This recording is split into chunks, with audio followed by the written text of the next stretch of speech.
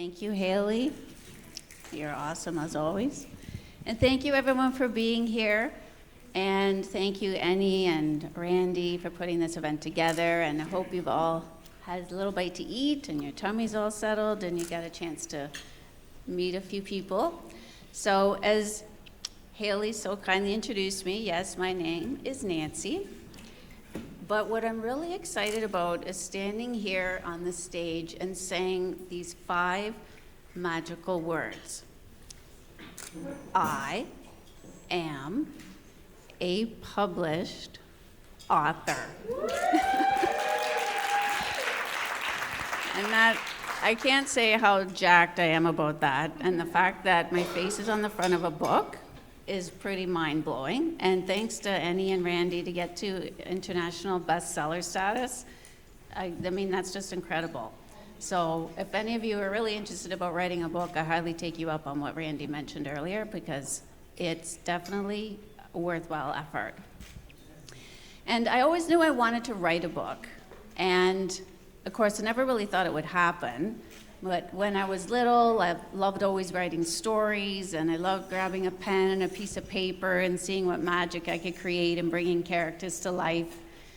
And as I got older, I didn't have that much time to write because I'm now in a full-time job, but I always made a point of getting journals, but they had to be a right kind of journal. They had to be the kind with nice little pictures on them, and you had to open them up to colored pages, and I had to get the pen to match, because anybody who knows me knows I love matching things. And I was just really excited about seeing what I could create. And doing that process always just gave me a really good feeling. I thought, I think I have some messages to share. So when the opportunity came to me from Randy and she asked if I wanted to write a book, I thought, wow, that would be so awesome. And then I thought, but what am I going to write about? And then I thought, okay, I know exactly what I should write about.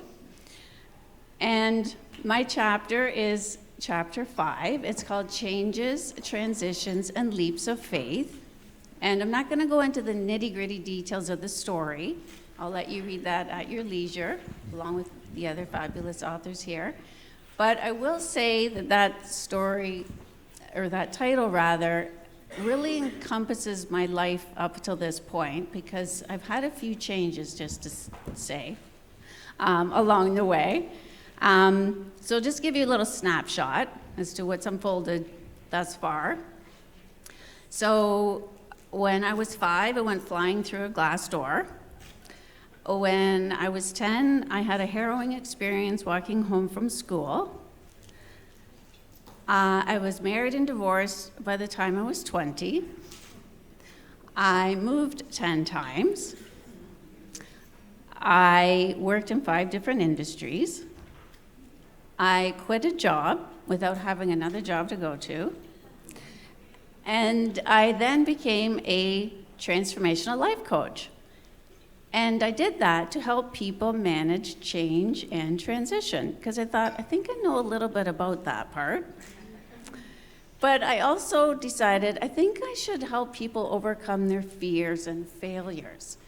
And that last part is a little, not a little, it's a lot funny actually, because when Randy said, okay, do you want to write in this book? I said, well, that sounds amazing, but what does this involve? Like, how does this process unfold? And she says, well, it's actually really easy. You'll get to collaborate with a bunch of other authors, and you'll all write a personal story about what you want to share.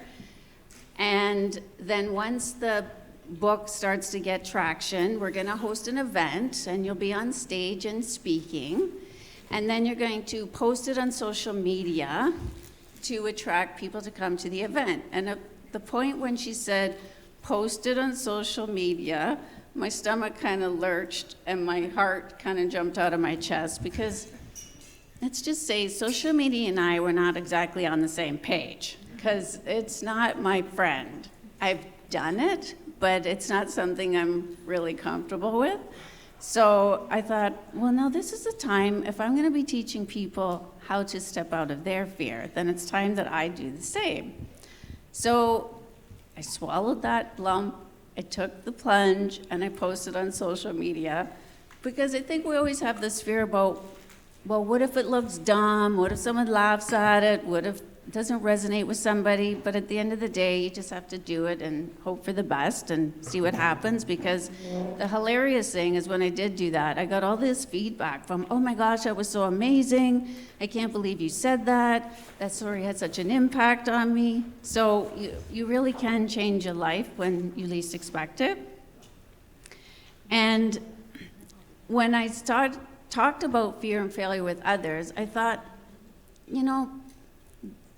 fear and failure isn't really that bad of a thing. If you make friends with your fear and you look at failure in a different life, then it really can have new meaning for you. So for instance, if you take the word failure, you can make it into an acronym, such as feeling alive in learning and understanding and recalibrating and evolving.